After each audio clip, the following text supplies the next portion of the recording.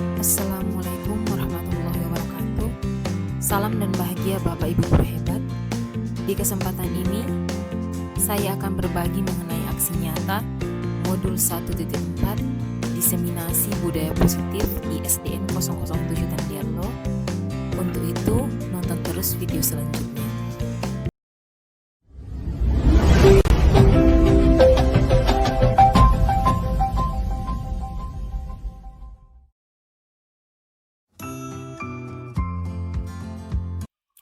Latar belakang. Dalam mewujudkan pendidikan yang bermutu di satuan pendidikan, pentingnya peran serta seluruh warga sekolah untuk menerapkan keyakinan kelas yang disepakati bersama, berupa nilai-nilai kebajikan yang dipercaya agar murid dapat belajar dengan aman dan nyaman, sehingga ada disiplin positif yang mewujudkan budaya positif. Menurut Ki Hajar Dewantara, sekolah menjadi tempat pendidikan dan pengajaran bagi murid, di mana tujuan pendidikan adalah memberi tuntunan untuk mencapai keselamatan, kebahagiaan setinggi-tingginya sebagai manusia maupun anggota masyarakat. Untuk menciptakan murid yang merdeka, syarat utama harus ada disiplin yang kuat dari dalam diri yang merupakan motivasi internal. Dengan demikian, hal inilah yang melatar belakangi penerapan budaya positif agar dapat terwujud dan bertahan lama menjadi pembiasaan di sekolah. Untuk itulah, kolaborasi dan pemahaman penerapan budaya positif sangatlah diperlukan kepada seluruh warga sekolah di SDN 007 Tandiarlo. Tujuan yang pertama, terciptanya murid yang berkarakter profil pelajar Pancasila. Yang kedua, mewujudkan budaya positif di sekolah.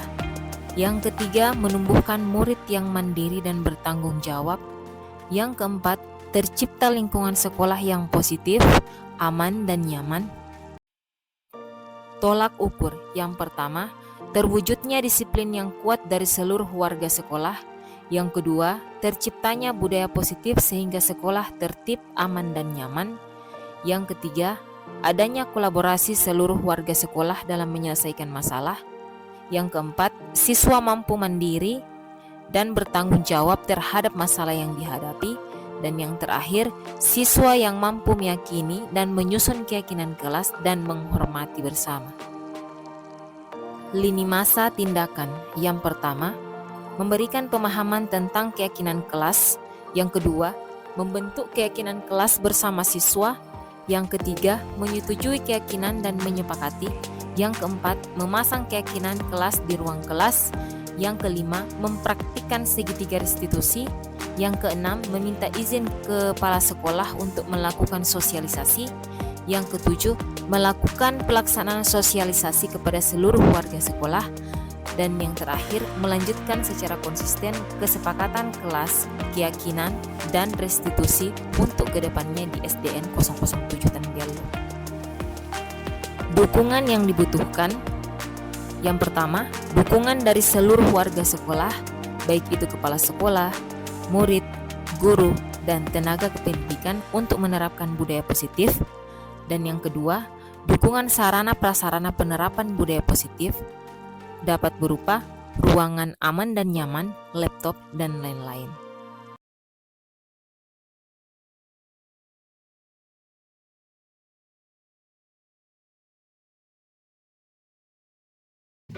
Assalamualaikum warahmatullahi wabarakatuh dan selamat pagi. Saya ucapkan terima kasih kepada Bapak Ibu yang telah menyempatkan waktu untuk mengikuti kegiatan yang saya pada hari ini. Ini merupakan salah satu tugas dari pelatihan saya, yaitu program guru penggerak.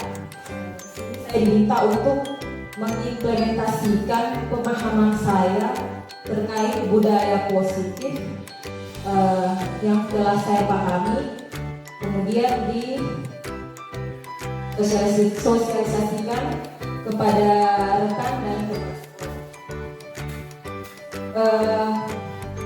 terkait budaya positif. Pasti Bapak Ibu sudah pernah dengar ya, sudah dari tahun kemarin.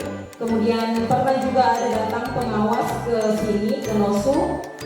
Salah satunya pelatihannya pernah diikuti oleh salah satu rekan kita yaitu Ibu Etang dan kepala sekolah tentang budaya positif ya.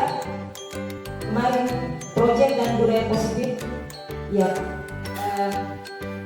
Dan pasti teman-teman juga sudah pernah dengar tentang budaya positif atau yang kita kenal dengan proses pembuatan keyakinan kelas. Saya ingin bertanya dulu kepada Bapak Ibu, apakah ada yang tahu apa itu yang dimaksud dengan budaya positif? Ada yang bisa jelaskan kepada saya sedikit yang kita tahu tentang budaya positif itu apa? Yang identik dengan budaya positif itu apa? Ada yang bisa? Betam?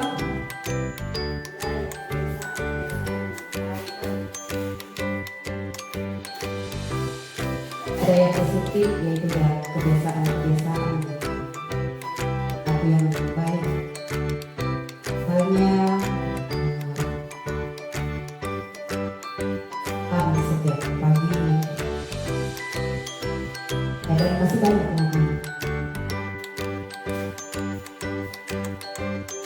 Baik, terima kasih kepada Ibu yang telah berbagi sedikit kepada kita tentang apa itu sebenarnya budaya positif. Saya jelaskan sedikit ya. Budaya positif itu dia identik dengan kebiasaan yang positif. Sebenarnya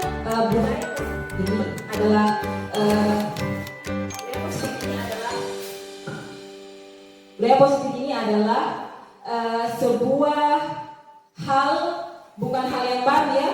Dia hanya peralihan dari peraturan kelas. Akan tetapi kalau peraturan kelas dia banyak mengandung makna yang negatif ya. Nanti kita akan pelajari lebih lanjut. Misalnya ya, saya berikan contoh. Kita membuat peraturan kelas, misalnya salah satunya jangan datang terlambat ya. Kata jangan di situ dia mengandung makna yang negatif, berarti melarang. Nah, di sini kita kenapa dikenalkan dengan budaya positif? Agar merubah kebiasaan-kebiasaan dulu untuk membuat anak disiplin, akan tetapi cara kita masih belum terlalu maksimal dan belum terlalu berdampak kepada murid karena masih mengandung unsur-unsur yang negatif ya. Sebentar kita akan pelajari. Kemudian saya lanjut. Nah, ini yang paling menarik ya, yang perlu Bapak Ibu pelajari, yaitu tentang 5 posisi kontrol. Nah, dalam 5 posisi kontrol ini pasti ada di sini salah satu dari kita yang selalu menerapkan. Saya jelaskan dulu yang pertama ya, posisi penghukum. Ini posisi yang selalu dilakukan ya. Ini contohnya seperti sikap kita yang bagaimana menghardik, menunjuk-nunjuk ya. Berarti kita itu seperti meremehkan murid kita pada saat ada yang kita tidak senang di murid ya. Kamu itu begini, memang bosanwa orang tuamu ya. Itu nih kekerasan non verbal, kekerasan verbal, maaf saya salah, kekerasan verbal seperti menunjuk-nunjuk kemudian begini, memang begitu kok, begitu maksudnya ya. Berarti seperti kita itu menyalahkan murid atas kesalahannya dan kita hanya memberi keputusan sepihak. Misalnya dia terlambat, jadi ya karena kamu terlambat, di sini mau berdiri di depan bendera, hormat sampai istirahat. Nah, itu yang disebut dengan posisi penghukum ya. Sampai saat ini dia masih digunakan ya, dan saya selalu melihat ini dari proses pendidikan yang dulu, cara mengajar orang-orang yang dulu, dia identik dengan ini, posisi penghukum ya. Dia membuat keputusan secara berpihak, tidak membuat murid itu bisa menyelesaikan masalah. Bagaimana caranya supaya saya ini bisa menyelesaikan masalah ini ya. Tidak ada diskusi antara guru dan siswa. Nah, di sini kita akan pelajari itu bagaimana caranya kita lakukan ke siswa itu bisa ada penyelesaiannya, ya, bukan hanya dalam sepihak. Kemudian yang kedua, posisi pembuat rasa bersalah, ya, suaranya itu cenderung tenang, tidak tinggi, kemudian nadanya tidak tinggi, kemudian tidak kasar juga, tetapi dia berfokus di membuat muridnya itu merasa bersalah, ya. Pokoknya dia membuat dan menyudutkan, ya. Di sini guru akan menyatakan hal-hal yang merasa kesalahan ada pada murid, ya. Misalnya saya kasih contoh begini, di SMP, ya, kalau di SMP dia luas, kalau di SD dia masih kecil. Ada guru mata pelajaran, ada guru mengajar pada saat itu mata pelajarannya, kemudian ada anak yang terlambat, masih dengan poin yang sama, ya, terlambat. Kemudian ibu guru tersebut, dia tidak memarahi anaknya dengan suara tenang. Dia hanya berkata kepada anak seperti ini, kamu itu nak, kenapa selalu terlambat? Nah, kalau kau itu selalu terlambat, nanti bukan kamu yang marahi kepala sekolah, tapi ibu, ya. Jadi bagaimana itu, masa ibu harus selalu dimarahi kepala sekolah gara-gara kamu? Ya, itu dibilang poin titiknya atau benang garis merahnya tentang pembuat rasa bersalah, ya. Jadi dari kedua ini 5 posisi kontrol yang Bapak Ibu telah terapkan ke anak-anak, pasti sudah ada gambaran, oh yang ini saya, oh yang ini saya, ya. Baru 2. Nanti kita akan dapat posisi di mana betul-betul kita belajar atau menyesuaikan untuk bagaimana jika murid itu membuat kesalahan, kita tidak membuat keputusan secara sepihak, tetapi ada penyelesaian dan murid juga menyadari bagaimana caranya menyelesaikan masalah itu. Lanjut, ya. Yang ketiga, posisi teman, ya. Posisi teman ini dia akan bersikap santai, kemudian dia bisa bersenda gurau, ya, bercanda dengan siswanya. Misalnya ada siswanya yang terlambat, ya, pada saat datang dia tidak tegas, tetapi suasananya itu hangat. Misalnya saya kasih contoh, kalau datang siswa, kenapa terlambat? Kenapa terlambat, Nak? Misalnya siswa jawab, iya ibu, ada terlambat saya karena terlambat bangun, tidak nabangunkan karena nanti bertanya ke Mama supaya nabangunkan lebih dulu. Jadi ya kembali ke kelasmu. Nanti ibu yang urus, ya. Kalau misalnya dia guru pikir atau kepala sekolah, ya nanti ibu yang uruskan. Nah, ini dibilang dengan posisi teman, ya. Kita dampaknya itu murid akan bergantung pada kita, ya. Misalnya kalau tidak mengerjakan tugas, oh ibu tidak apa-apa berteman, Kak. Itu dibilang dengan posisi teman, ya. Kemudian saya lanjut, yang kedua, dampaknya murid tidak mandiri, ya, dan dia tidak akan berpikir, tidak bisa untuk berpikir untuk dirinya sendiri. Maaf ya, saya lewat tadi, saya tidak sempat menjelaskan dampak dari posisi pembuku. Murid itu akan menjadi pendendam, ya, pendendam, kemudian dia tidak menyukai guru tersebut. Kemudian yang kedua, membuat rasa bersalah. Dampaknya ini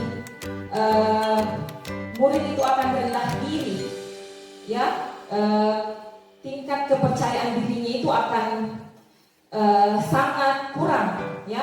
Karena kenapa? Kita sudah menyudutkan, membuat seolah-olah dia yang merasa dia yang membuat kesalahan ini dan berdampak kepada kita. Nah, lanjut, ya. Ini semua topik Bapak Ibu ada di PMM, ya. Kalau Bapak Ibu mau belajar di dalam, dia ada PMM di disiplin positif. Nah, kemudian ini yang agak bagus, ya. Ini yang keempat. Nanti kita akan dapat yang kelima. Ini posisi pemantau atau monitor. Di sini seorang pemantau akan bersuara datar, tidak emosional, jadi dia netral. Dia tidak marah, tidak juga dibilang mau berteman sama siswa. Kemudian ini dari pemantau, ada sanksinya ya, beda dengan tadi. Ini ada peraturan kelasnya, kemudian bertanya, apa peraturan kelasmu? Ya kamu jika melanggar peraturan kelas berarti ada sanksi. Ini masih bisa dipakai. Ya, dampaknya apa? Murid akan menghitung konsekuensi dan hadiah tanpa memahami sepenuhnya nilai kebajikan yang dituju. Berarti jika dia berbuat di posisi pemantau ini, kenapa dia tidak terlalu dianjurkan? Karena ketika seorang guru menerapkan ini posisi pemantau, murid itu akan merasa sedikit takut. Kemudian kalau jika ada yang ingin dia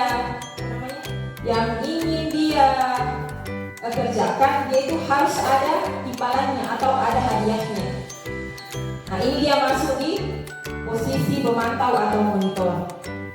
Ya, sampai di sini ada yang perlu ditanyakan sama Bapak Ibu terkait ini sebelum kita masuk posisi manajer. Dari keempat ini posisi 4 posisi kelompok yang sudah saya bacakan, kira-kira ada yang perlu ditanyakan sama Bapak Ibu? Yang perlu ditanyakan Pak? Atau yang kurang jelas bagian mana?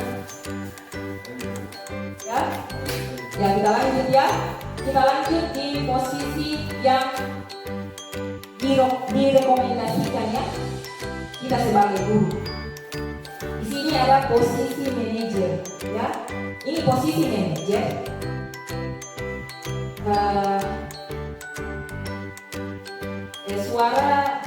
Suara kita sebagai guru jika mau berbuat masalah, netral, tidak emosional, tidak terlalu ramah, kemudian tidak bernada tinggi ya, berarti dia seimbang. Kemudian guru akan dengan tulus mengajukan pertanyaan-pertanyaan yang bermakna.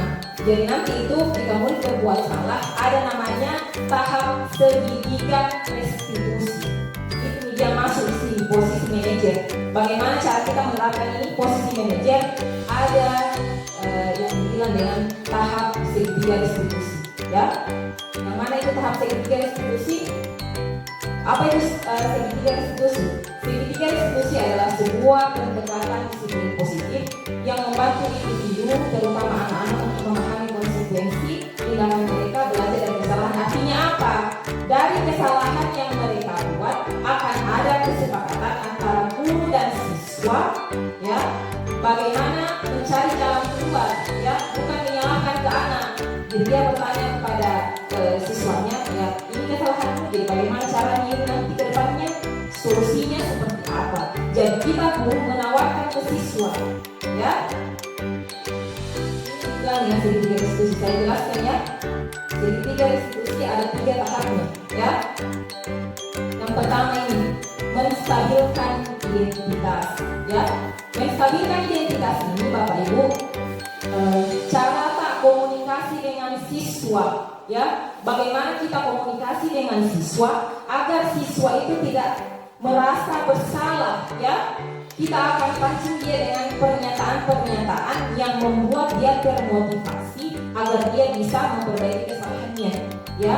Misalnya terlambat lagi ya, kita ambil lagi contohnya terlambat ya, kita panggil ke dalam kelas, terus kita tanya, kenapa terlambat nak? Dia bilang, oh iya ibu terlambat gak bangun ya. Bagaimana ini?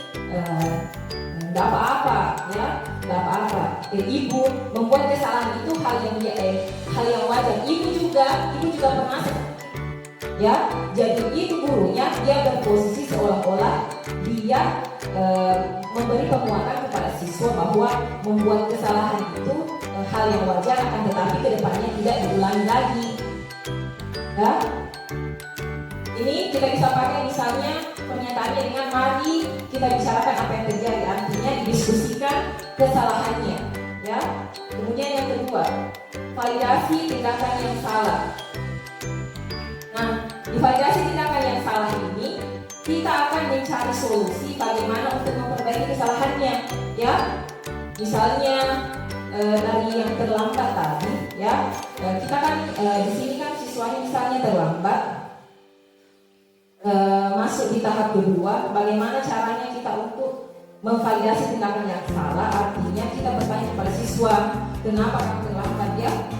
Artinya ada komunikasi yang baik antara guru dan siswa. Kenapa terlambat? Kan bisa misalnya itu, bisa jadi itu, misalnya orang tuanya berkelahi di rumah, broken home, kan tidak ada yang tahu.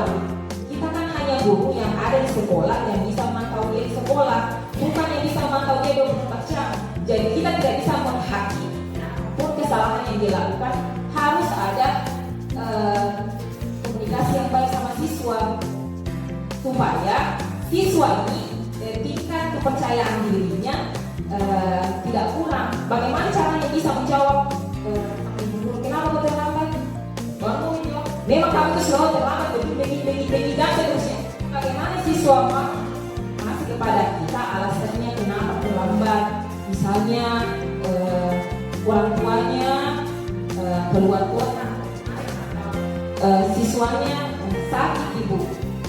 Ya kalau misalnya kita tahu sakit ya kita bisa, oh ternyata kamu sakit ya, semestinya kamu tidak sekolah, kenapa dipaksakan datang untuk sekolah? Itu dibilang validasi tindakan yang salah. Harus ada penyelesaian antara guru dan siswa. Saya sadari juga dari posisi kontrol. Pernah saya juga melakukan yang tadi yang pertama, posisi penghukum.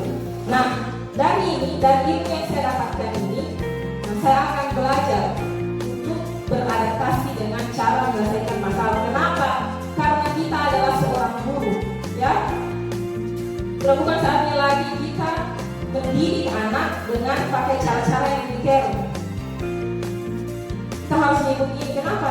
Kita dikasih topik ini di BNM agar pelajari, ya. Tidak harus kita ikut psikologi pendidikan agar kita memahami psikologinya anak-anak. Dan kita sudah diberikan jalan melalui pelatihan kecil yang ada di BNM. Kemudian saya masuk yang ketiga, yaitu menanyakan keyakinan. Nah, disinilah peran penting dari keyakinan kelas yang kita buat, yang kita sepakati bersama-sama dengan siswa. Kan dulunya kita membuat peraturan kelas. Nah, peraturan kelas itu yang kita buat secara sepihak seperti kemarin, ya. Kita membuat visi secara bersama-sama agar kita tahu bagaimana arah sekolahnya kita ini ke depan. Apa tujuannya anak-anak ini sekolah, bukan hanya menerima ijazah, tetapi ada satu hal yang mereka dapatkan dari sekolah, ya. Bukan hanya sekedar nilai, sekedar ijazah untuk melanjutkan jenjang, tidak. Itu kemarin tujuan pembuatan visi sama dengan keyakinan kelas, ya. Kita membuat keyakinan kelas, yaitu kenapa? Agar anak-anak meyakini, ya, itu gunanya dibuat bersama anak-anak agar murid-murid meyakini apa yang akan mereka lakukan nanti, apa kebiasaan positif nanti yang akan mereka terapkan nanti di kelas. Jadi dengan membuat keyakinan kelas. Nah sampai di sini barangkali ada yang ingin ditanyakan Bapak Ibu terhadap apa tiga institusi. Sebelum saya lanjut cara membuat keyakinan kelas. Lanjutin. Ya, sebelum saya lanjut bagaimana caranya membuat keyakinan kelas, saya akan memperlihatkan dulu salah satu tugas saya kemarin bersama siswa, segitiga restitusi. Ya, silakan Bapak Ibu lihat. Siapa tahu bisa ada gambaran dari bagaimana caranya Ibu orang meditasi setelah menjalankan ini.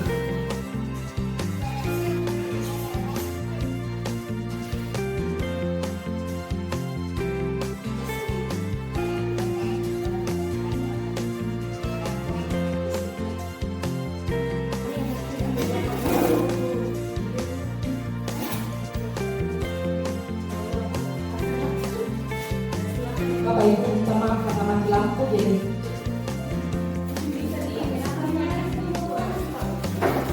iya pakai karena di charge.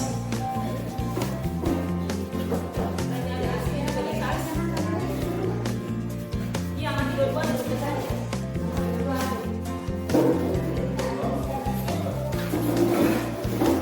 Silakan Bapak Ibu saksikan.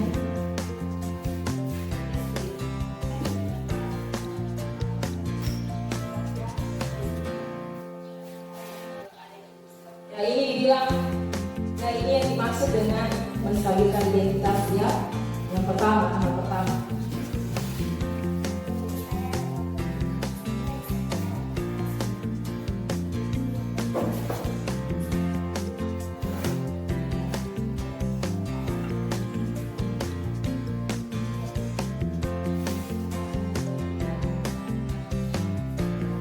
Kalimat yang penting, ibu guru juga pernah melakukan kesalahan ya.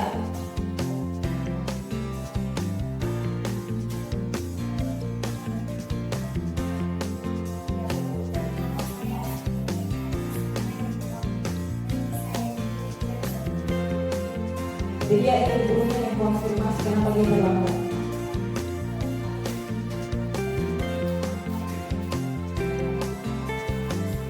Ini dibilang masuk tahap kedua, validasi tindakan yang salah.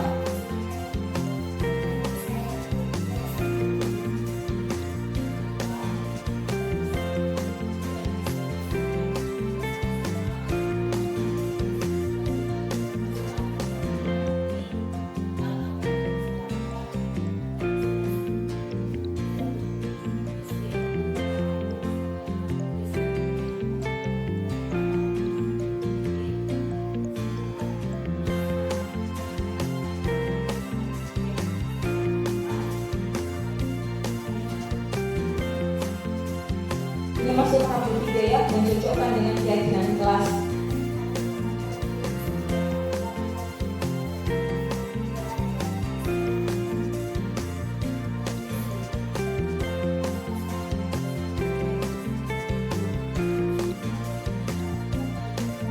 Dia masuk keyakinan sekolah ya. Sebenarnya itu juga dia harus ada keyakinan sekolah. Keyakinan yang dibuat guru juga termasuk siswa juga termasuk.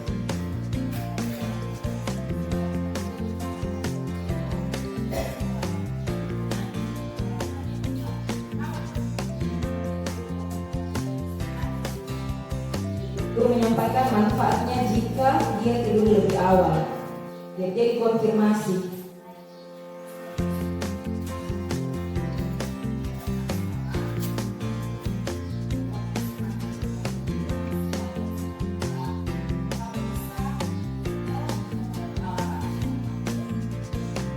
Ini ibu gurunya menjelaskan ke siswa bagaimana menyelesaikan agar dia tidak mengulangi kesalahan yang lain.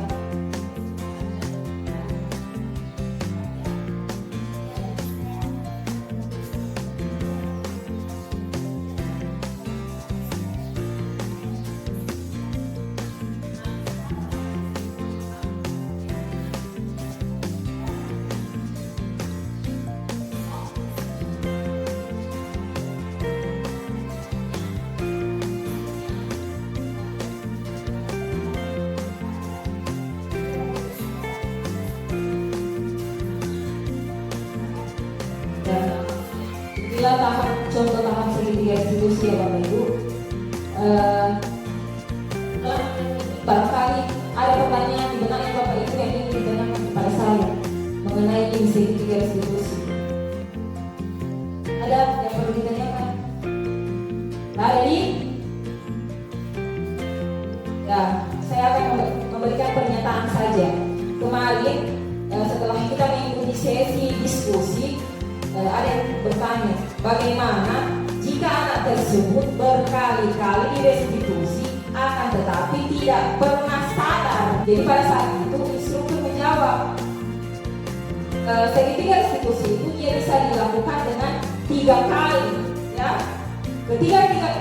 Pada saat ketiga kalinya dia tetap tidak berubah, ya. Kita bisa pakai posisi pemantau yang tadi. Ya, posisi pemantau kenapa? Karena bagusnya posisi pemantau dia ada konsekuensi. Jadi pada saat dia melakukan kesalahan ya ada konsekuensinya apa yang harus dia kerjakan. Tapi konsekuensinya bukan di hal-hal yang negatif ya. Misalnya dijemur sampai pingsan, ya, atau disuruh berdiri, disuruh kelas, di depan kelas, bukan yang begitu ya Bapak Ibu. Tetapi ada satu tugas yang diberikan kepada dia agar dia itu bisa berubah. Misalnya kemarin ada juga contoh kasus yang menarik. Ini anak selalu membuli temannya, ya, berkali-kali direstitusi, tetap tidak ada perubahan. Nah, bagaimana solusinya? Ini anak kan dia maunya dia itu memiliki kekuasaan, maunya itu ya. Dia itu mendapat perhatian dari semua siswa bahwa dia yang paling berkuasa. Nah, semua guru-gurunya ini pusing. Kenapa? Karena semua anak-anak selalu dipukuli. Nah, tidak ada jalan keluarnya. Nah, jalan keluarnya itu guru BK dia memberi tugas kepada siswa itu untuk menjadi ketua OSIS, ya. Kan dia kan di sini kan ceritanya dia mau jadi sosok yang berkuasa, memimpin, ya. Buatlah dia menjadi diberikan tugas menjadi ketua OSIS agar perhatiannya itu teralihkan. Jadi ya, pada saat dia menjadi ketua OSIS, ya, dia juga disuruhkan ada sikap kekuasaan yang bisa dia terapkan, yang maunya anggota OSISnya semua mendengar dia. Jadi itu solusinya kemarin yang diberikan kepada kami. Karena kami pasti semua orang akan bingung juga karena ini siswa semakin diberikan hati, semakin sebenar-benar sama gurunya, ya. Semakin bagaimana caranya kita untuk menjalin komunikasi dengan siswa, tapi siswa tersebut menjadi acuh tak acuh, ya. Mungkin di SD tidak terlalu ya Bapak Ibu, tapi kalau SMP sama SMA parah, ya. Karena itu masa-masa perayaan kertas, jadi akan sulit mereka mendengar. Kalau masih SD ya belum terlalu, apalagi kalau kelas 1 yang lagi aktif-aktifnya, ya. Sampai sini barangkali ada yang mau kita tanyakan, Pak?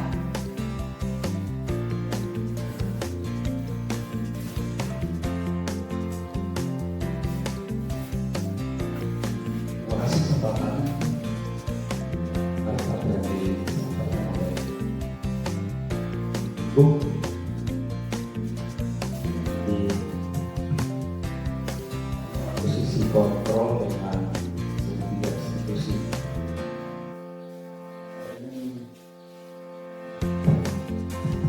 Saya ingin berbicara tentang posisi kontrol guru yang sudah disebutkan tadi. Paling direkomendasikan adalah posisi kontrol sebagai leader.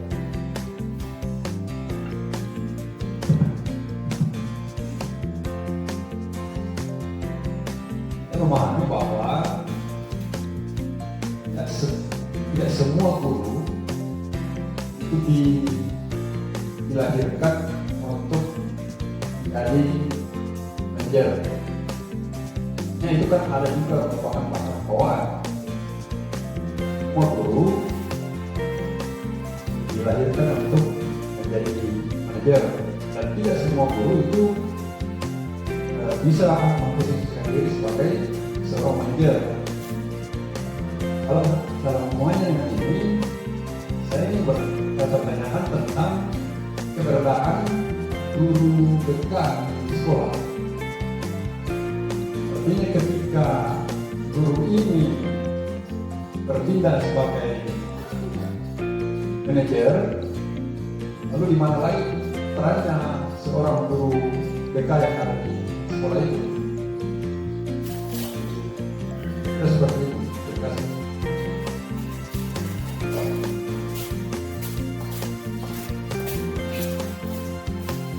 Baik, terima kasih kepada Bapak sekolah yang sudah memberikan pertanyaan. Pertanyaannya sangat menarik, ya. Tidak semua guru itu dilahirkan mempunyai sosok yang manajer, ya. Kemudian apa tugasnya guru BK ketika wali kelasnya yang menyelesaikan masalah? Ya, saya jelaskan sedikit ya Pak. Yang pertama mengenai jika ada tidak semua guru yang memiliki posisi tersebut. Nah, di sini kita ya belajar menjadi seorang guru, ya berarti kita ada tanggung jawab yang penuh, ya. Artinya walaupun kita tidak memiliki posisi tersebut, ya kita bisa belajar. Kenapa? Karena ini adalah tugas kita dan tanggung jawab kita. Untuk apa? Ya, mengajarkan anak-anak bagaimana menjadi sosok yang bisa menjadi panutan bagi semua siswa ya. Jadi kita itu harus bersikap yang bisa menjadi contoh baik kepada siswa. Oh ternyata ibu guru begini Pak, jadi tidak bisa juga itu begitu nanti ya. Dan sikap-sikap kita yang negatif itu dia akan berdampak ke murid ya. Jadi di sini bukan hanya orang tua yang mempunyai peran dalam mendidik karakter siswa, tapi kita juga sebagai guru. Nah, di sini kita direkomendasikan untuk menggunakan posisi manajer. Nah, agar itu kita bisa membentuk kepribadian yang baik kepada siswa, walaupun ada juga siswa yang tidak baik ya. Itulah tugas kita sebagai guru. Bahkan sekarang ada bilang ada yang harus kita ikuti setelah kita menyelesaikan S1 pendidikan guru sekolah dasar, yaitu apa? Profesi ya, guru profesional. Namanya guru profesional. Jadi itu label guru profesional ya, harus kita berusaha bagaimana caranya. Kita kan sudah mengikuti pendidikannya. Jadi kita paham, saya saja biasa emosi saya meluap-luap sampai meluap sekali ya. Tapi bagaimana? Kita harus lagi refleksi diri. Ini anak-anak. Anak-anak itu dia istilahnya apalagi masih sekolah dasar, dia perlu diisi. Jadi caranya kita bersikap di sekolah dasar akan dia bawa dan dia contoh nanti kalau dia melanjutkan pendidikannya. Nah, bagaimana caranya kita agar guru terbiasa dengan itu? Hal yang paling penting yang pertama kita lakukan adalah kita harus belajar dengan mengikuti pelatihan atau webinar. Ya, dari situ kita akan setidaknya sedikit saja kita tahu, oh ini tadi ternyata tidak bisa begini, oh harus begini. Walaupun kenyataannya tidak sesuai dengan kepribadian kita, saya jujur juga, ya tidak sampai lebih 50%, ya kepribadiannya saya harus dipaksa untuk menerapkan ini. Ya, tapi kita kan sebagai guru, kita itu merupakan fasilitator yang paling utama, media paling utama di sekolah. Kan mendidik itu dibilang tujuan pendidikan nasional, memanusiakan manusia.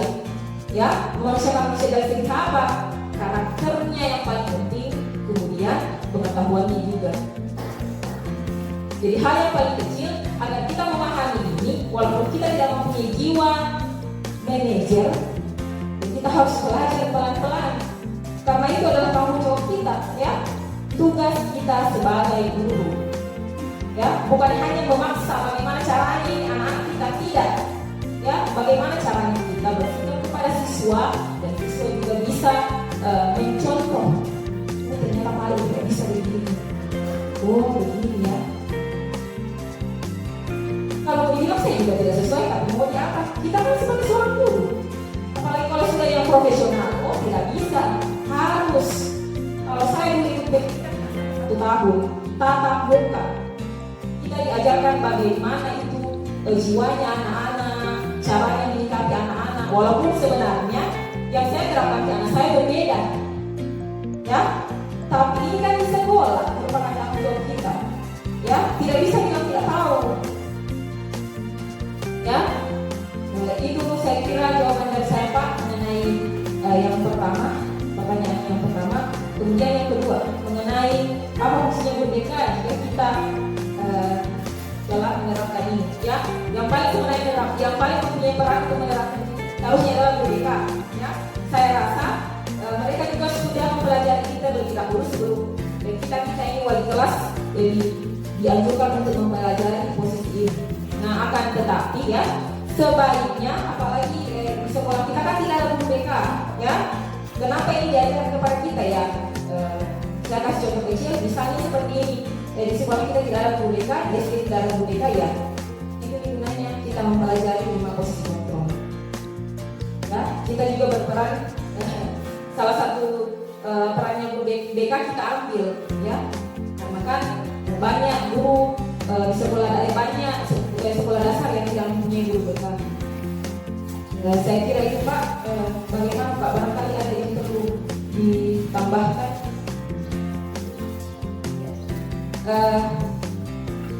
Baik, terima kasih. Saya lanjut ya.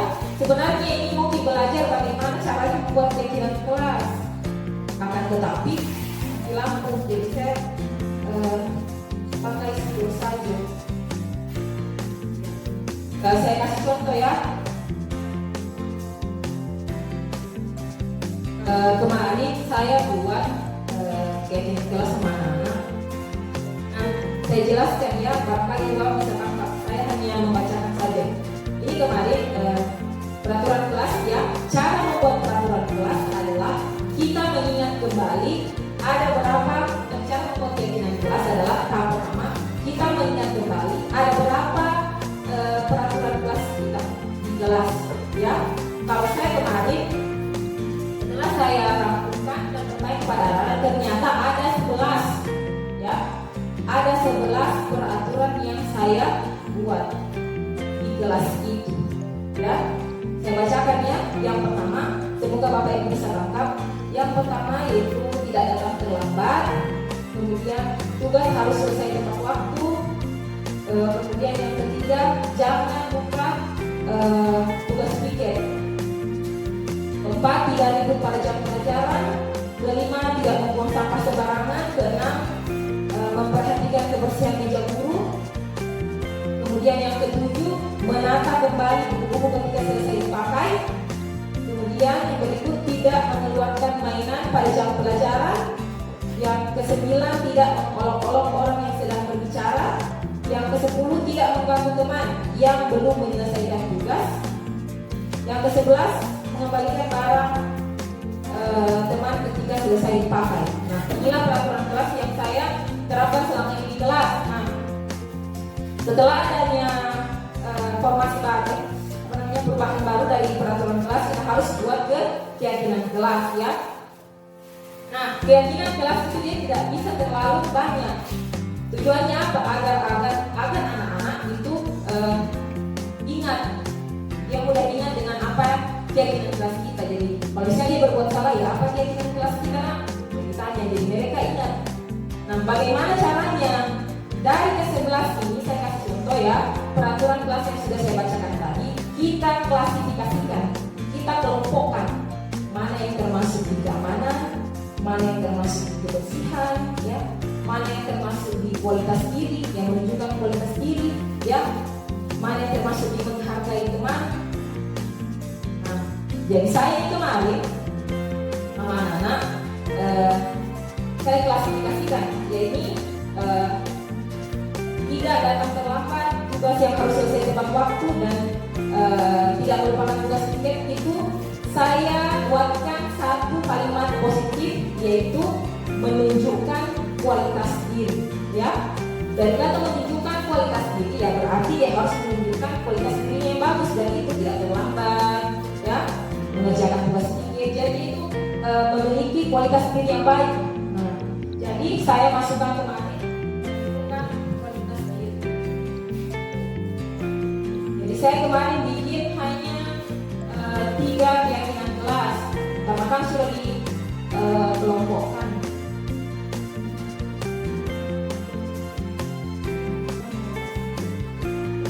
Nah, dari ketiga itu yang tadi, dan ini menjadi contoh ya, kalau Bapak Ibu nanti kan sudah ada beberapa guru yang menyelesaikan, sudah membaca, mempelajari topik disiplin positif. Salah satu aksi nyatanya adalah membuat keyakinan kelas seperti ini, Bu. Kita buat dulu peraturan kelas, ya, kemudian kita klasifikasikan. Nah, dari penentukan kualitas diri ini sudah masuk tidak datang terlambat, kemudian tugas harus selesai tepat waktu, dan jangan lupa mengerjakan tugas tiket. Ya, dari kata-kata negatif tidak datang terlambat, ya. Kemudian tugas harus selesai tepat waktu. Di situ dia menekankan bahwa harus, ya. Itu di situ kalimatnya mengandung pemaksaan siswa. Kemudian yang ketiga, jangan lupa tugas tiket, ya, berarti masih mengandung unsur negatif. Nah, saya ubah menjadi menunjukkan kualitas diri. Nah, di sini saya ubah menjadi kalimat positif. Di sini paham, Ibu? Ya. Kemudian yang kedua, ya, dari beberapa peraturan, yaitu yang pertama ya, saya bacakan, tidak ribut pada jam pelajaran, kemudian tidak membuang sampah sembarangan, memperhatikan kebersihan meja guru, kemudian menata kembali buku ketika selesai dipakai, dan yang terakhir mengeluarkan mainan. Tidak mengeluarkan mainan pada jam pelajaran, saya buatkan satu kategori, ya, satu kelompok, yakni membuat semua anggota kelas merasa aman dan nyaman, ya. Kira-kira sudah masuk semua itu? Ya, tidak ribut, kemudian tidak mengganggu teman, ya. Jadi seperti itu caranya, Ibu, Bapak Ibu, ya. Diklasifikasikan supaya kegiatan kelasnya tidak terlalu banyak, ya. Kalau banyak, ya sama juga itu peraturan kelas kalau banyak. Apa perubahannya dari peraturan ke keyakinan, ya. Kemudian yang terakhir, ya, peraturan saya ini tidak mengolok-olok teman, yang sementara berbicara, tidak mengganggu teman yang belum menyelesaikan tugas, ya. Kebiasaan siswa itu belum selesai temannya ganggu, ya. Bagaimana mau selesai kalau diganggu? Kemudian yang ketiga, mengembalikan barang teman jika selesai dipakai, ya. Misalnya meminjam buket atau barang lain, jadi saya kelompokkan dia menjadi menghargai semua orang dan barang milik orang lain. Artinya apa? Dia menghargai bukan hanya orang, tetapi dia menghargai juga barang yang dimiliki temannya dengan dikembalikan. Apa di sini paham, Bapak Ibu? Jadi begini tahapannya, ya, membuat keyakinan kelas. Dari peraturan kelas, kemudian kita klasifikasikan menjadi beberapa kelompok atau jenis peraturannya, yaitu yang dibuatkan dengan kalimat tersebut. Ada yang perlu ditanyakan dari proses pembuatan keyakinan kelas? Kira cukup, ya.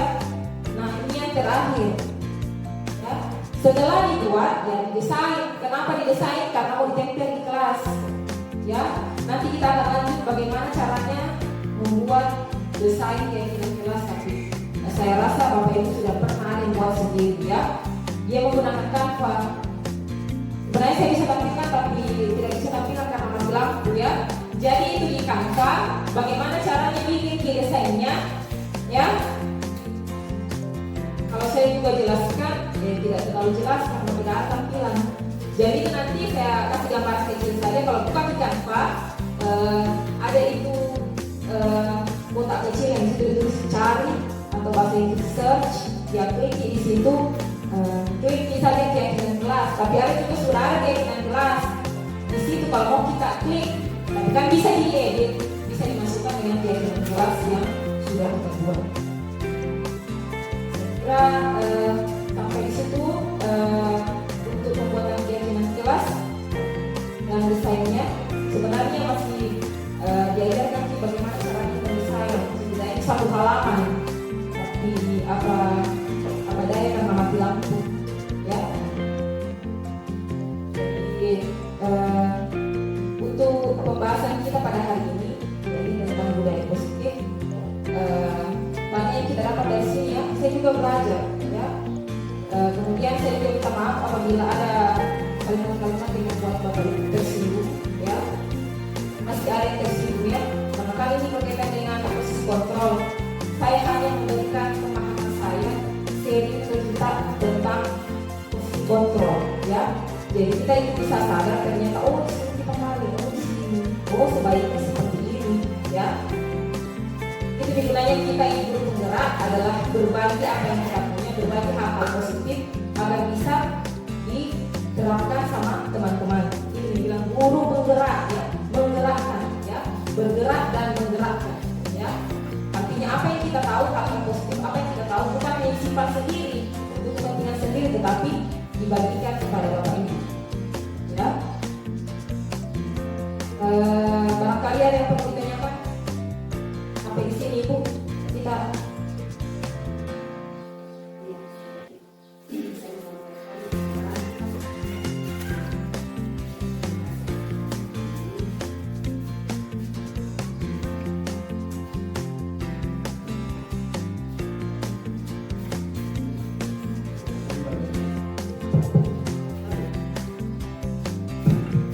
Iya, terima kasih atas kesempatan ini. Dari seluruh apa yang disampaikan oleh Ibu Guru, pada kesempatan ini saya kira suatu hal yang sangat positif yang bisa membangun kita, karena bagaimanapun kita berpikir menguasai matematika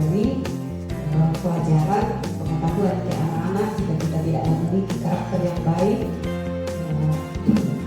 Pasti juga itu mungkin lebih mengurangi dari nilai itu. Yang paling saya bersyukur dalam pertemuan ini ada yang disampaikan dari guru bahwa terus belajar. Pengalaman saya ketika kami pelatihan dengan Bapak Kepala Sekolah di SD Bawang 1, disitu juga disampaikan materi apa yang disampaikan oleh Ibu Guru. Ternyata ya baru juga saya sadar, oh ternyata walaupun kita selalu pelatihan, kalau tidak belajar memang juga itu kita tidak bisa terapkan. Ya, seandainya tidak ada pertemuan hari ini, ya saya mungkin lebih sampai lagi ke depan. Ya, karena ada kata yang disampaikan oleh Ibu bahwa terus belajar. Seperti kami telah terima materi pada saat di dalam, tidak boleh seperti itu. Penghukuman baik secara verbal maupun fisik. Saya tahu pada saat di dalam, ya saya juga sadari oh ternyata banyak sekali kelemahan saya pada saat mengajar. Tapi kembali lagi karena saya tidak buka lagi materi, bahkan ada tugas yang diberikan saya abaikan, terlalu sibuk dengan kegiatan di rumah sehari-hari. Jadi mungkin seperti itu. Jadi ketika saya hadapi masalah di dalam kelas seperti pada minggu lalu, tidak jauh-jauh, baru beberapa hari yang lalu, ya saya masuk ke dalam kelas selalu banyak sampah. Tapi saya juga sadari bahwa itu adalah munculnya karena saya juga yang lemah, saya sering datang terlambat. Saya paling tidak suka kalau saya masuk ke dalam kelas, baru kelasnya berantakan masih banyak sampah. Dan selalu itu yang saya dapatkan. Saya masuk banyak sampah, Saya ingatkan ke anak-anak, kalau begini terus kelasnya, Ibu Guru tidak usah lagi mengajar. Ya, kenapa kan tidak didengarkan Ibu bicara kemari, harus siap kelas ini baru saya bisa mengajar Ibu. Baik, karena kalau kelas seperti ini pasti tidak nyaman. Tapi ketika saya masuk, ya, saya tidak ingin lagi itu materi karena saya tidak pernah belajar. Jadi penghukuman yang terjadi bukan lagi fisik, dua-duanya berlaku fisik dan verbal. Ya, jadi memang satu hal yang sangat penting apa yang disampaikan oleh guru bahwa perlu untuk belajar. Jadi setiap latihan yang kita ikuti atau ada materi yang kita ikuti, kalau kita tidak ulang, kalau kita tidak belajar, itu tidak juga dirasakan manfaatnya. Jadi terima kasih atas kegiatan Ibu Guru di pagi ini, kegiatan yang sangat bermanfaat. Semoga kedepannya kita lebih bisa belajar menjadi guru yang baik. Demikian, terima kasih. Baik, terima kasih kepada Ibu yang sudah memberikan refleksi mengenai sikap kita sebagai guru selama ini yang telah terapkan di sekolah maupun di kelas, ya. Saya setuju, saya apresiasi sekali dengan kalimat yang selalu kita dengarkan tadi Ibu, yaitu belajar, ya. Saya jujur juga pada saat masuk kelas itu kita belajar, ya. Jadi tidak semua orang itu masuk kelas semua langsung tahu. Semua belajar, baik itu pengetahuan, ya, bagaimana caranya kita bersikap kepada siswa, semua itu belajar, ya. Walaupun beda itu, ya, 180 derajat dengan sikap kita sebenarnya, ya. Dan mau di apa, ya, kita kan sebagai guru tanggung jawab kita, ya. Kita sama-sama belajar, ya, bagaimana caranya menyelesaikan masalah, atau kita bisa solusinya juga bisa sharing ke teman. Jadi, bagaimana kayaknya anak tidak mendengar, adakah solusi yang bisa dikasih, ya. Seperti itu gunanya warga sekolah, ya, rekan sejawat, ya. Kita bisa bertanya bersama rekan kita untuk mencari solusi bersama, ya. Semoga dari materi yang saya bawakan hari ini bisa bermanfaat kepada Bapak Ibu Guru yang hadir pada hari ini. Untuk kegiatan pada hari ini, saya ucapkan terima kasih dan permohonan maaf jika ada kata-kata yang membuat Bapak Ibu tersinggung atau pada saat saya memberikan contoh mengenai materi yang saya bawakan. Sekian dan terima kasih. Selamat siang.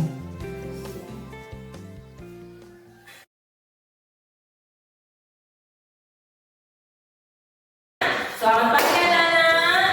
Pagi Bu. Bagaimana kabar kalian hari ini? Baik Bu. Syukur ya, kabar kita semua baik pada hari ini. Ya. Nah, pada hari ini ya, sesuai dengan janjinya Ibu kemarin, kan kelas kita kan sudah ada 11 peraturan kelas ya. Kemarin Ibu janji pada hari ini kita akan membuat apa? Membuat apa dia? Membuat apa Wilma? Membuat keyakinan kelas. Nah, sebelum kita masuk bagaimana caranya ya, bagaimana tahapnya nanti kita akan membuat keyakinan kelas ya. Ada yang tahu apa itu keyakinan kelas? Ada yang tahu? Ya. Hanya kalian kan belum tahu ya, di sini Ibu akan menjelaskan apa itu keyakinan kelas.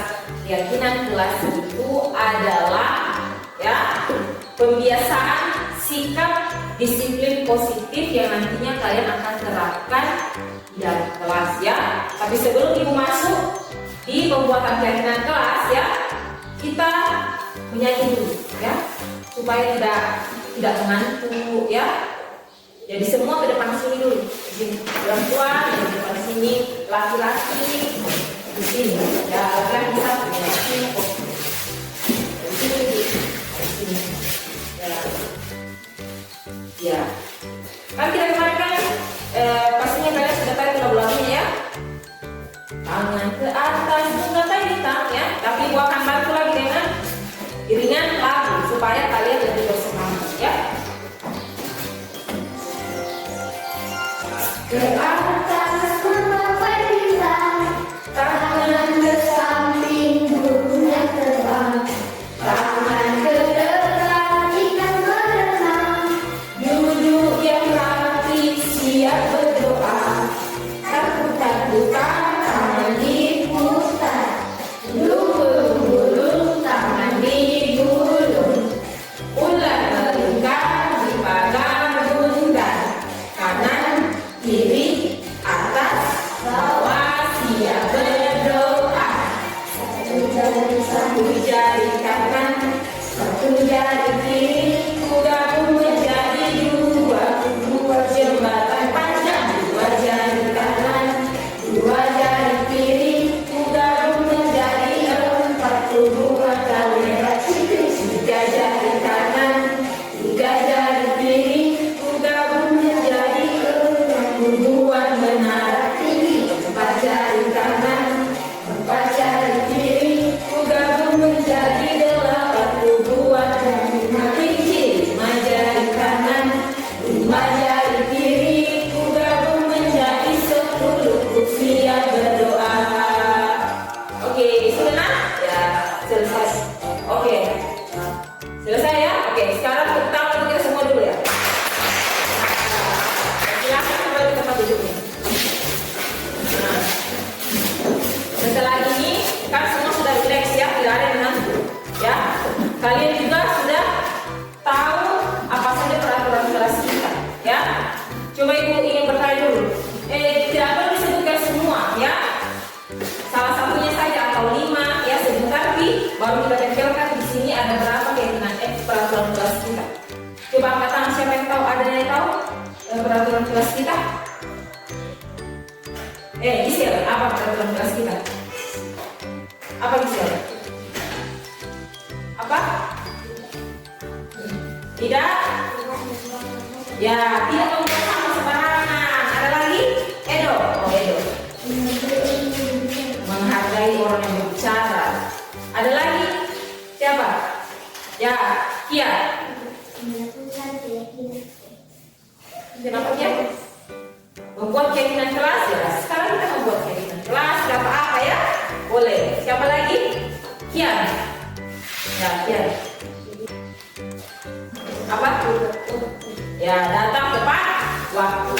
Nah, sekarang kita akan mengumpulkan apa saja peraturan kelas kita yang sebelumnya sudah dibuat ya. Bagaimana caranya?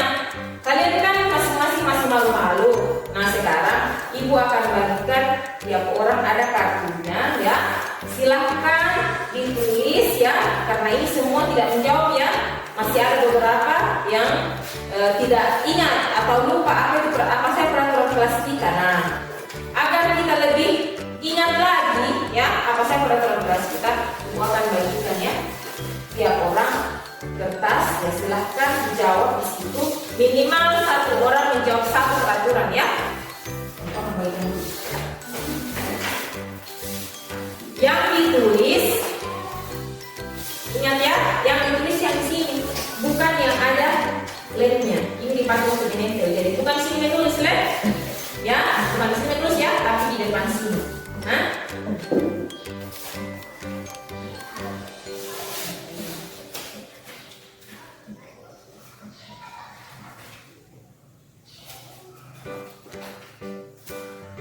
Jadi silakan tuliskan peraturan kelas kita yang sebelumnya telah dibuat.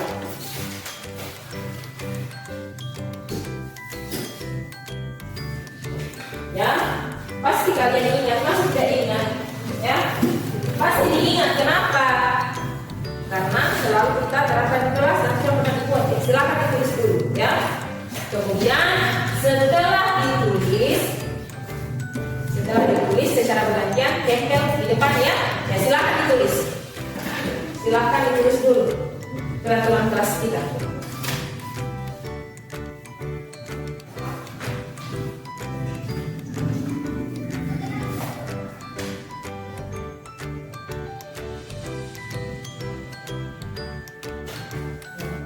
Tulis dulu. Ya, datang tepat waktu, tidak membuat sampah sembarangan, apalagi tidak mengganggu teman yang belum selesai mengerjakan tugas, ya. Apalagi tidak mencoret-coret dinding, ya. Tidak mengolok-olok teman yang sedang berbicara.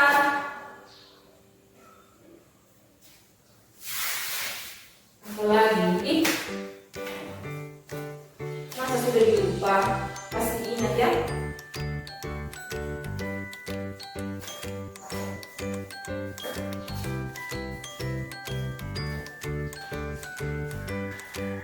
Michelle sudah selesai, satu orang sudah selesai, yang Marita juga sudah kian ya, dikumpulin semua ya. Kalau sudah selesai semua, nanti kita akan tempelkan di sini supaya ibu juga bisa lebih ingat kira-kira apa saja peraturan kelas kita. Ya, sudah semua atau sudah? Ya silahkan nih. Ini ya, masih ada orang yang belum.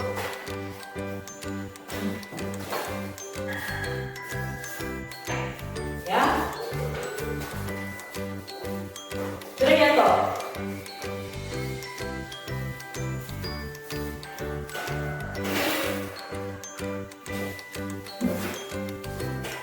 Sudah ya toh? Nah sekarang secara bergantian dia tempel di depan sini ya. Dari Kian, silakan Kian. Ya, dibuka dulu semua lemnya nak. Dibuka dulu lemnya, baru ditempel.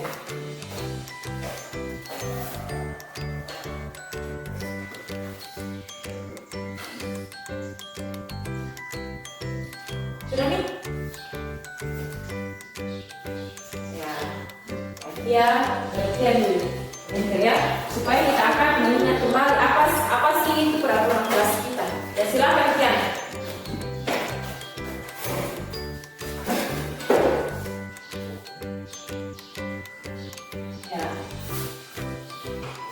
Ya, kalau sudah selesai ya silakan Kian. Oh. Ya, ini peraturan kelas kita ya. Silakan tempel dulu.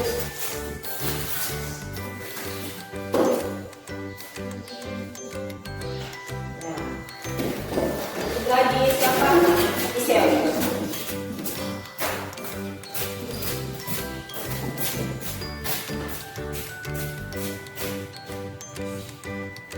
Ya.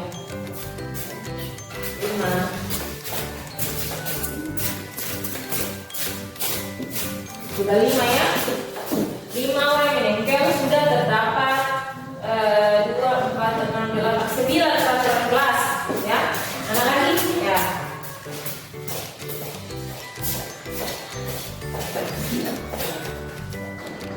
Oke. Ya, tinggal Edo. Di sini ya kan? Tempel di sini. Ya, sini. Ya. Nah, halo. Nah, ternyata ini sudah semua teman-teman sudah mengumpulkan ya. Ternyata ya, setelah kita mengingat kembali ya peraturan kelas kita itu ada 1, 2, 3, 4, 5, 6, 7, 8, 9, 10, 11 ya. Ada 11. Bacakan ya. Kenapa ibu bisa tentukan seperti ini supaya semua orang ingat kembali apa peraturan kelasnya. Ini yang pertama. Dia yang menulis datang tepat waktu ya. Datang tepat waktu, menyelesaikan tugas tepat waktu, itu peraturannya. Kemudian ini siapa ini? Ini siapa? Edo. Siapa ini? Ya, ini apa ini? Melaksanakan tugas tepat waktu. Kemudian tidak ribut pada jam pelajaran ya. Dengar, sudah nih ya. Tadi datang tepat waktu, kemudian tidak ribut pada jam pelajaran. Sudah ada berapa? Kemudian ini lagi menata kembali buku ya. Menata kembali buku setelah selesai dipakai. Jadi itu buku yang telah dipakai, ya. Itu buku yang telah dipakai, ditata kembali setelah dipakai ya. Dirapikan kembali. Kemudian ini tidak mengeluarkan mainan. Nah, ini yang selalu terjadi dong. Ini selalu ditegur Edo ya. Tidak mengeluarkan mainan dan semua perhatian ibu sekarang. Tidak mengeluarkan mainan pada jam pelajaran ya. Itu sengaja ibu masukkan. Kemudian ini melakukan piket kelas ya. Selalu ingat jadwal kebersihan itu hari apa ya. Jangan selesai berdoa langsung lari semua ya. Kalau petugas pikir sudah ada piketnya, pada hari itu dia harus membersihkan. Kemudian ini siapa? Apa ini? Tidak membuang sampah ya, tidak membuang sampah sembarangan ya. Itu seperti ini ya. Kalau ada sampah Edo, ini apa ini? Diangkat ya. Kalau anu mainan itu simpan di laci. Kemudian ini memperhatikan kebersihan meja buku. Ini yang paling penting.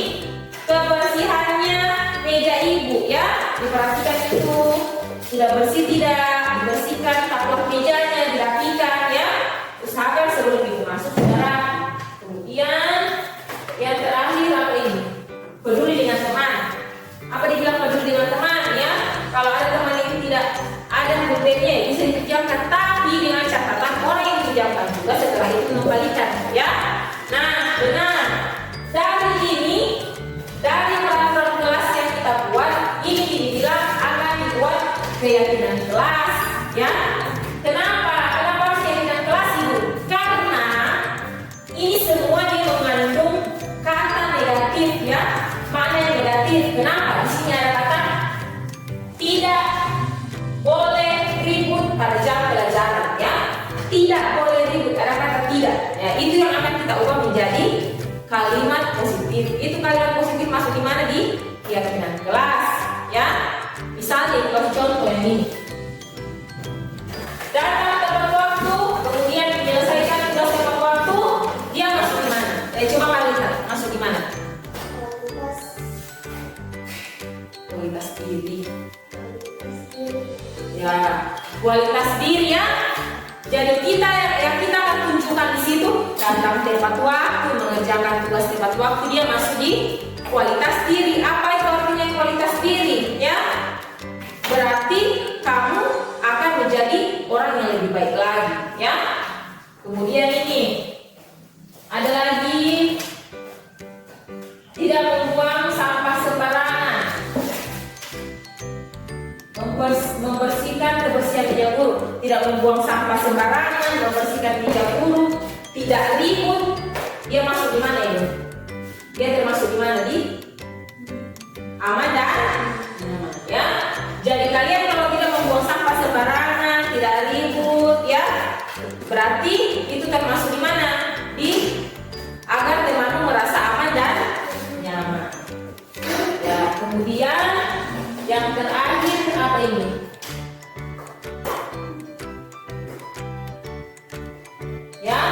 tidak mengolok-olok orang yang berbicara, ya. Tidak mengolok-olok orang yang berbicaranya termasuk di mana, Wilma? Ya, menghargai semua orang. Contohnya ini ibu yang sedang bicara, ya. Kalau ibu sedang bicara, kalian harus melihat dan memahami apa yang berbicara, jangan sembarang yang dibikin, ya. Itu ibu masukkan, tidak mengolok-olok orang yang sedang berbicara. Dia masuk di mana? Menghargai semua orang, ya. Masuk di menghargai semua orang. Nah, sebelum kita bikin, ya, dia kalimat positifnya.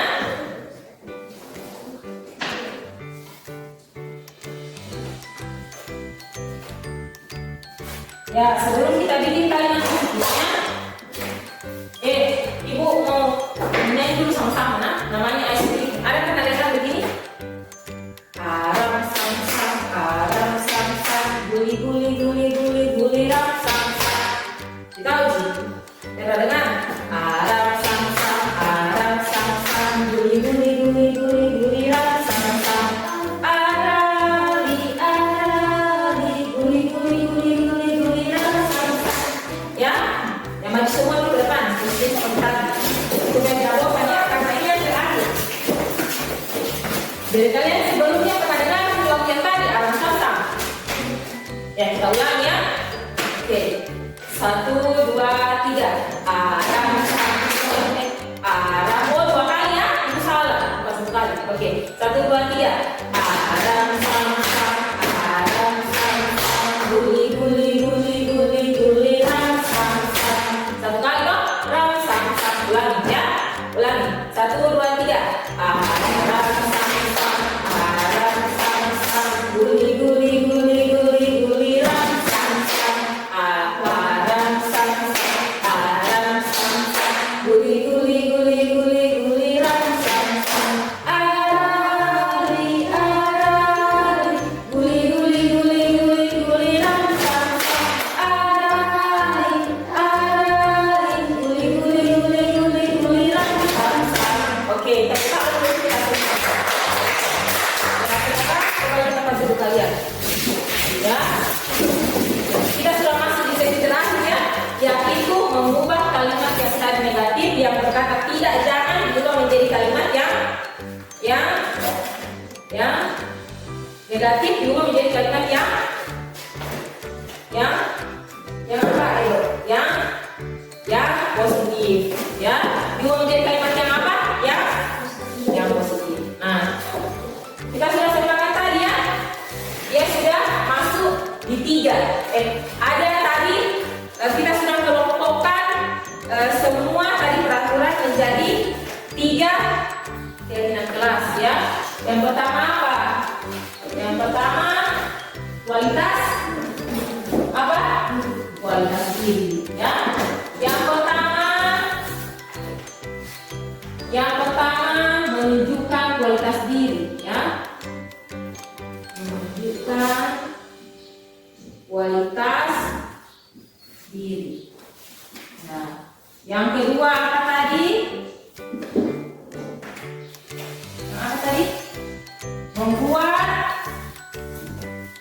Membuat semua orang apa itu? Merasa apa itu? Merasa kasih keras, merasa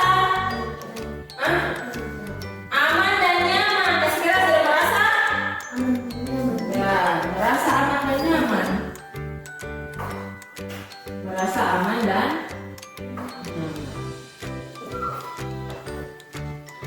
kemudian yang ketiga apa Wilma? Ya, menghargai semua orang. Menghargai semua orang. Ya, jadi ini tadi banyaknya di peraturan kelasnya kita. Dia jadi sedikit. Kenapa? Karena sudah masuk di sini ketiganya. Yang tadi tidak datang terlambat, ya, datang tepat waktu, kerja tugas tepat waktu, ya. Dia masuk di mana? Menunjukkan kualitas diri, ya. Dia masuk di menunjukkan kualitas diri. Kemudian ini membuat semua orang merasa aman dan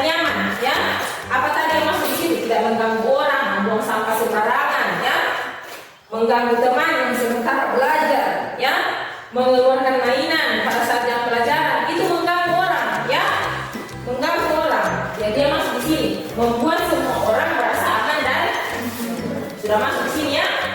Kemudian yang terakhir, yakni menghargai semua orang. Apa yang masuk di sini? Menghargai semua orang, yaitu tidak mengolok-olok orang yang sedang berbicara. Nah, jadi ini keyakinan kelas kita, ya. Dari 10 peraturan kelas tadi, dia menjadi 3 keyakinan kelas. Kenapa hanya 3? Ya karena begitu sudah dikelompokkan, ya, sudah dikategorikan jenisnya, ya. Jadi kalian supaya tidak pusing, ya. Ada 3 keyakinan kelas kita.